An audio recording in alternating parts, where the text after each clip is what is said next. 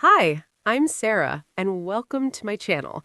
Today, I'm going to tell you about the most embarrassing date of my entire life. Picture this: romantic restaurant, candlelight, soft music, and me confidently reciting my weekly shopping list instead of a love poem. Yes, you heard that right. Let me explain how this disaster happened. It all started 3 weeks ago when I met Daniel at a coffee shop.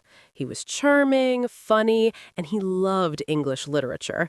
We talked for hours about poetry, and he mentioned how much he adored romantic verses. I wanted to impress him so badly on our first real date, so I had this brilliant idea.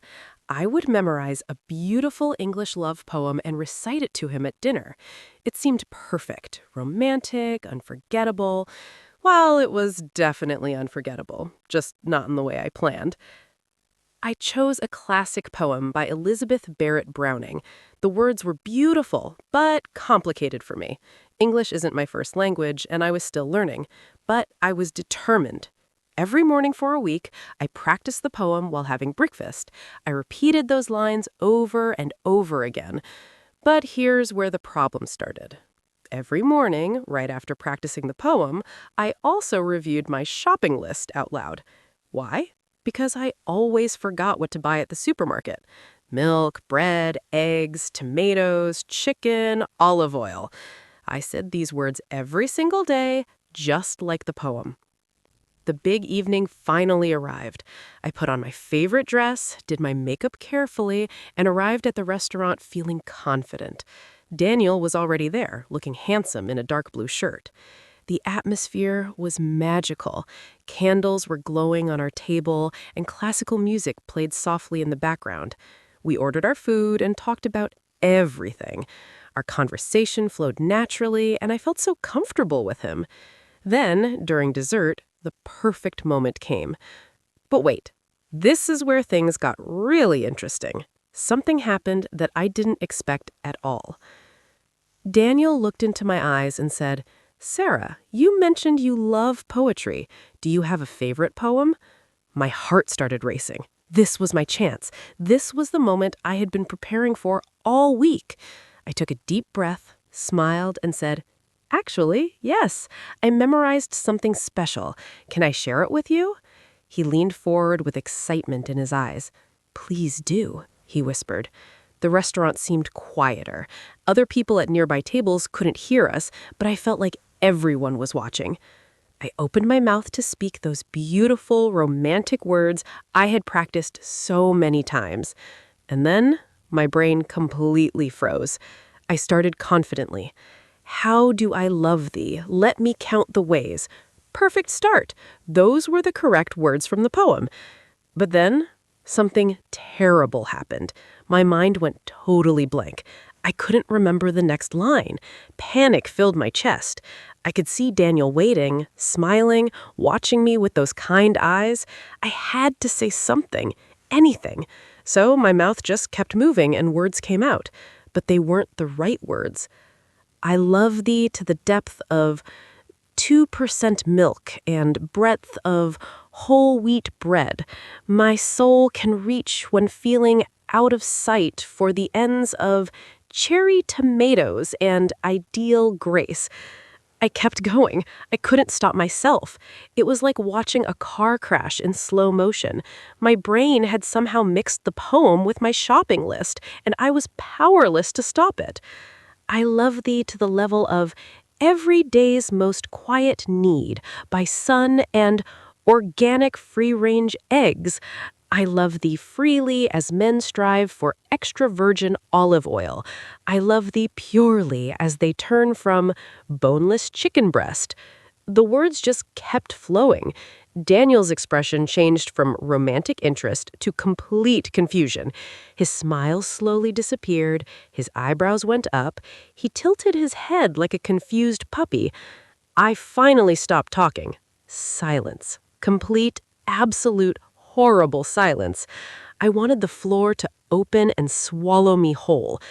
Then, something unexpected happened, something that changed everything. Daniel started laughing.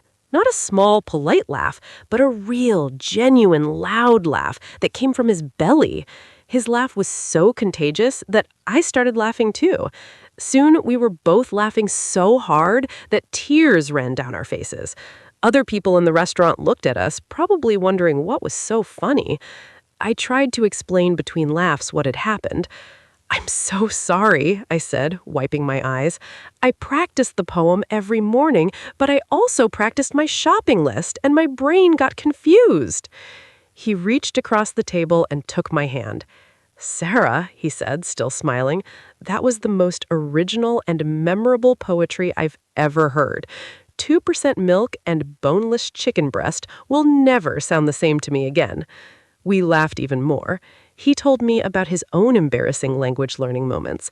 Once, he tried to compliment someone's shoes in Spanish, but accidentally said they had ugly feet. Another time, he mixed up Japanese words and told his boss that his presentation was like a wet cat instead of very good. That evening taught me something important about learning English and about life. Mistakes are okay. Actually, mistakes can be wonderful. They make us human. They create genuine connections with people. Daniel and I are still together today, 6 months later. And you know what? He never lets me forget about my shopping list poem. Sometimes when we're at the supermarket together, he'll pick up milk and say dramatically, "How do I love thee? Let me count the ways," starting with 2% milk. This experience also helped my English learning journey in a surprising way. I was so afraid of making mistakes before that date. I always wanted to speak perfectly. But after that night, I realized something crucial. Communication isn't about perfection, it's about connection. Yes, I mixed up a romantic poem with my grocery list. Yes, it was embarrassing, but it also broke the ice, made both of us laugh, and created a special memory we still talk about. Now, when I practice English, I'm much more relaxed. I make mistakes all the time, and I don't panic anymore. I learn from them. I laugh at them. I keep trying. And guess what? My English has improved so much faster since I stopped being afraid. Fear blocks learning, but joy opens the doors. So here's my advice for you, my dear English learners. Don't be afraid to try. Don't be afraid to fail.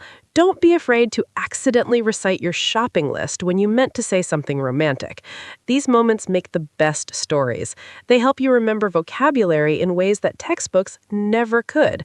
I will never, ever forget the words 2% milk or boneless chicken breast in English now. Try speaking English even when you're not sure. Practice in front of the mirror. Talk to yourself in the shower. Make mistakes. Mix things up. Create your own funny moments. That's how learning really happens. Your brain remembers emotional experiences much better than boring repetition. If something like this has happened to you, please share your story in the comments below. I would love to hear about your funny English learning moments. We can all learn from each other's experiences and have some good laughs together.